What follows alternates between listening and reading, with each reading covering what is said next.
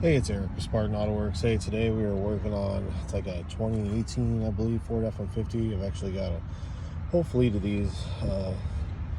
Flood we had here a few months ago. Slowly but surely, I've been cloning BCMs to put in these trucks as they've been rolling in. I guess the BCM is hard to get, or it's been on back order, so we're getting a few at a time and getting them knocked out. So we do BCM cloning for a few different style Ford BCMs. But one thing you will notice, and I don't know why, some seem to clone over 100% for the keys and some don't. I've had just one key work and the other key not work.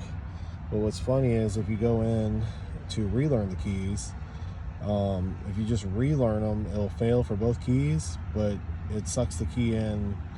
The key count doesn't go up, but it sucks the key in, the key starts working. So I don't know what that's all about, but just in case, if you ever need BCM cloning, just assume afterwards that you need to program the keys back in.